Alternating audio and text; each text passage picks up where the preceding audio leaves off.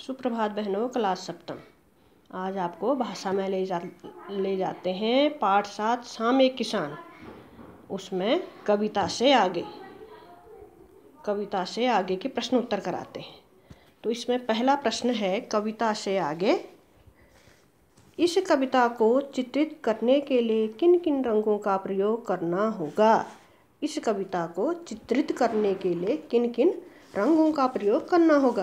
तो इसका उत्तर है, इस कविता को चित्रित करने के लिए, चित्रित माने चित्र बनाने के लिए, इस कविता को चित्रित करने के लिए लाल, नीले, पीले, हरे और काले रंगों का मुख्य रूप से प्रयोग करना होगा। ठीक हो गया। अब इसमें प्रश्न नंबर 2 है। प्रश्न नंबर 2, शाम के समय ये क्या करते हैं? पता लगाइए और लिखिए। शाम के समय ये क्या करते हैं? पता लगाइए और लिखिए। प्रश्न है जैसे पक्षी, खिलाड़ी, फल वाले, माँ, पेड़ पौधे, पिताजी, किसान, बच्चे। ठीक हो गया। ये हैं सारे।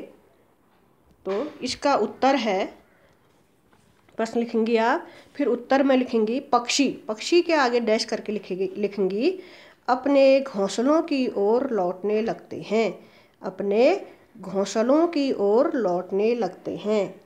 उसके नीचे लिखेंगी पेड़ पौधे, पक्षी, पेड़ पौधे। तो पेड़ पौधे के आगे डैश करके लिखेंगी शांत खड़े रहते हैं मानो विश्राम कर रहे हों। फिर अगला शब्द है खिलाड़ी। अगला शब्द है खिलाड़ी। तो खिलाड़ी के आगे डैश करके लिखेंगी खेल खत्म कर विश्राम करने लगते हैं। फिर नीचे लाइन से लिखेंगी पिताजी। पिताजी में डैश करके लिखेंगी ऑफिस से घर लौटते हैं। फिर है फल वाले। फल वाले के आगे डैश करके लिखेंगी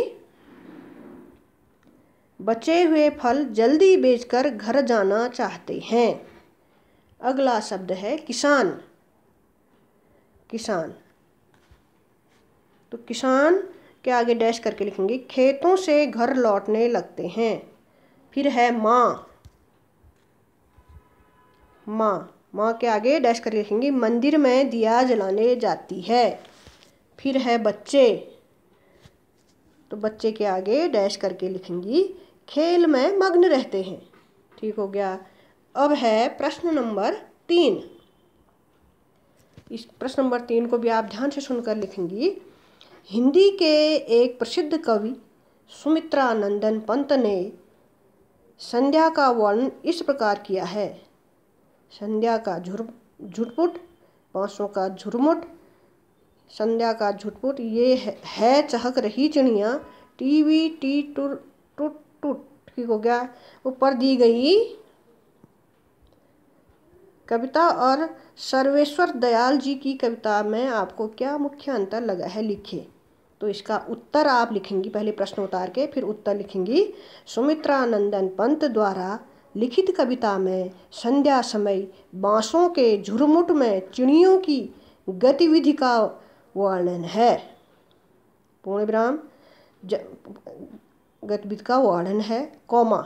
जबकि सर्वेश्वर दयाल जी ने अपनी कविता में जाड़े की शाम के प्राकृतिक दृश्य का चित्रण किया है। आ रहा है ना समझ में?